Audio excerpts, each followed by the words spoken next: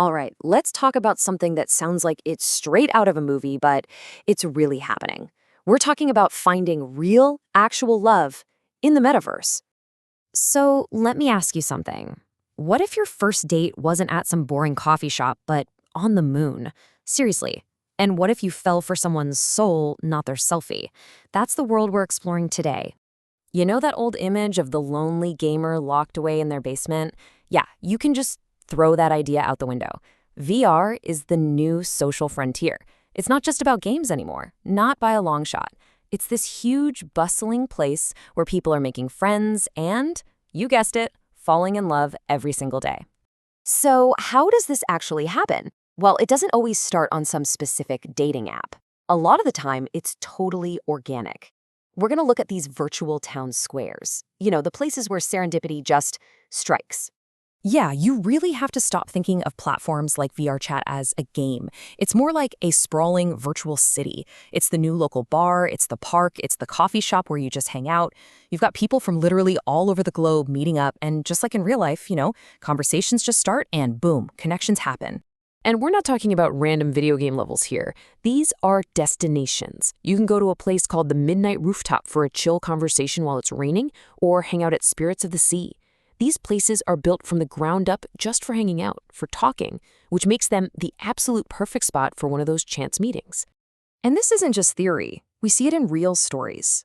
Take this one user, M. She met her partner in that exact world, the Midnight Rooftop. She wasn't even looking for a relationship.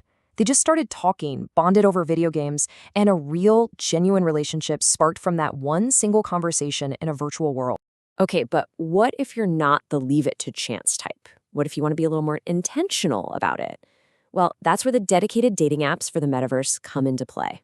They're all about structuring that search for love. And this is where things get really, really different from what you're used to. On traditional apps, it's all about the photo, right? But in VR dating, you're not swiping on a face, you're swiping on an avatar. The first impression isn't based on looks. It's based on someone's voice, their personality, the way they carry themselves, their whole vibe. It just totally flips the script on how we think about attraction. And don't think this is just some tiny niche thing. No way. The biggest VR dating app, called Nevermet, had over 1 million mutual connections in just its first year. That's a huge number. It proves people are really, truly hungry for a new way to meet. So how does it actually work? It's pretty straightforward, actually. First, you make your profile. But here's the kicker. Absolutely no real faces allowed. It's all about your avatar. Then you swipe and match on your phone. And from there, you schedule your first date, which could be on the moon, a private movie theater, wherever you want. Right now, there are a few main apps in this space. You've got Nevermet, which is kind of the leader of the pack with its strict avatar-only rule. Then there's Flirtual, which is cool because it hosts things like speed dating events right inside VR chat. And then you have Planet Theta, which is really focused on safety. They make everyone verify their ID, which is a pretty big deal. All of this leads to the big question, right? Why is this so effective? What's the secret sauce? Let's get into the psychology of it all. Let's call it the avatar effect.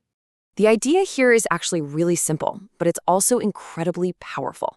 When you take physical appearance out of the equation, at least at first, you're forced to connect based on what actually matters.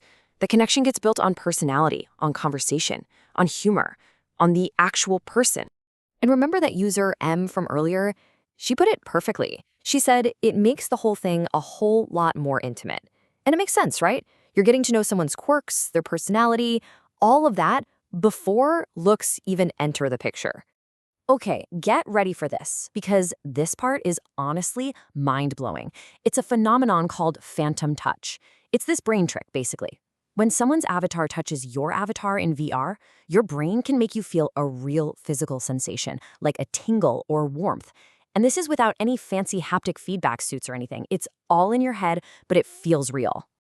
And this isn't just some weird, rare thing that happens to a few people. A study found that about 41% of VRC chat users feel it. That's a huge number. It's this shared experience that makes interacting in VR feel so much more real and, yeah, so much more intimate. And check out this quote from another user. He's talking about how a woman just tilted her head and said one word, and it hit him in the chest. It just goes to show you, our brains are wired to pick up on these little cues, a gesture, a tone of voice, and they feel real. It creates this powerful sense of presence, like you're actually there with that person. But okay, let's be real, it's not all sunshine and roses. Just like any new frontier, there are definitely some big challenges and risks involved. So it's time for a reality check. And the hurdles are pretty significant. For one, almost all of these relationships start out long distance. Then you have the risk of catfishing or even voice phishing with people using voice changers. And unfortunately, harassment can be a major issue, and it can feel way more personal when it's happening in an immersive space. Plus, you've got platform instability. Imagine finding your spot, your community, and then Meta just decides to shut it down. The good news is the platforms are taking this stuff seriously. They're building in safety tools. Horizon Worlds, for example, has a feature that instantly puts you in a personal safety bubble. Nevermet's avatar-only rule helps protect your identity. And a lot of the communities around these apps use things like Discord to make sure everyone is age-verified, keeping things safe for adults. So when you weigh the amazing potential against these very real risks, what's the verdict? Is virtual romance the future? Where is this all going? Well, to figure that out, you kind of have to look at the bigger picture. While VR dating is on the rise, the big dogs like Tinder and Bumble are actually starting to see their numbers drop. It looks like people are getting tired of the same old thing and are starting to look for more niche, more specialized ways to connect. And VR is definitely one of those alternatives. So here's the bottom line. VR dating isn't trying to replace physical intimacy or real-world relationships. That's still the end game for most people. What it is, though, is a powerful, new kind of first step. It's a way to forge a real, emotional connection based on personality first, who you are, not what you look like.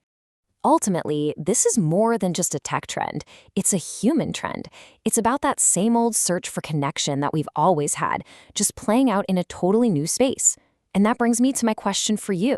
Have you ever found a real connection in a virtual world? Tell us your story in the comments. I'd love to hear it.